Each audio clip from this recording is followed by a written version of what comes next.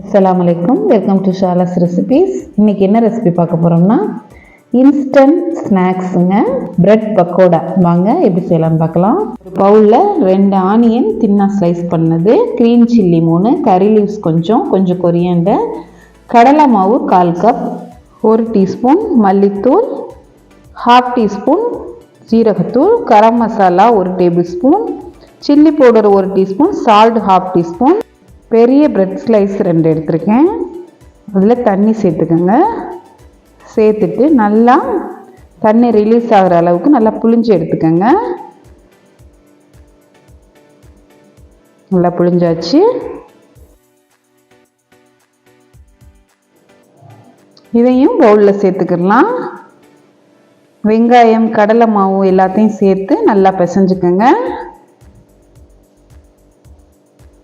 இந்த மாதிரி பிசையில் நமக்கு ஒரு டோ மாதிரி கிடைக்கும். பிரெட்டில் சேர்த்துருக்க தண்ணி மட்டும்தான், அதில் நம்ம எக்ஸஸாக தண்ணினா சேர்க்கலை. இதை அப்படியே எடுத்து நான் ஆயிலில் பொரிச்சு எடுக்க போகிறேன். பொதுவாகவே பக்கோடானாலே நம்ம நல்லா ஹை ஹீட்டில் வச்சு தான் நம்ம போடணும், அப்போ தான் நல்லா கிறிஸ்பியாக வரும். வெங்காயம் அந்த ப்ரெட்டு எல்லாம் சேர்ந்து நல்லா கிறிஸ்பியாக கிடைக்கும் நமக்கு. ஹை ஃப்ளேம்லேயே வச்சுக்கோங்க, அப்பப்போ திருப்பி விட்டுக்கோங்க. நம்ம எப்போதும் வெங்காய பக்கோடா சாப்பிட்ருப்போம், இது கொஞ்சம் டிஃப்ரெண்ட்டாக ப்ரெட் பக்கோடா. பொதுவாகவே ப்ரெட்டு நம்ம சேர்க்கையில் நல்லா கிறிஸ்பியாக இருக்கும். ப்ரெட் பக்கோடாங்கையில் இன்னும் டேஸ்ட் நல்லாயிருக்கும். நீங்களும் ட்ரை பண்ணி பாருங்கள். அவ்வளோதான். இப்போ கோல்டன் ப்ரௌன் கலர் வந்தோடனே நம்ம எடுத்துடலாம். இன்ஸ்டண்ட்டாக தயார் பண்ணக்கூடிய நம்ம ஸ்நாக்ஸ் சூப்பராக தயாராகிடுச்சு. நல்லா கிறிஸ்பியாகவும் டேஸ்ட்டாகவும் இருக்கும்.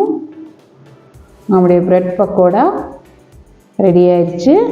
நீங்களும் ட்ரை பண்ணி பாருங்கள். ட்ரை பண்ணி பார்த்துட்டு எப்படி இருக்குன்னு எனக்கு கமெண்டில் சொல்லுங்கள். டீ டைம் சாப்பிட்றதுக்கு இந்த பக்கோடா நல்லாயிருக்கும்.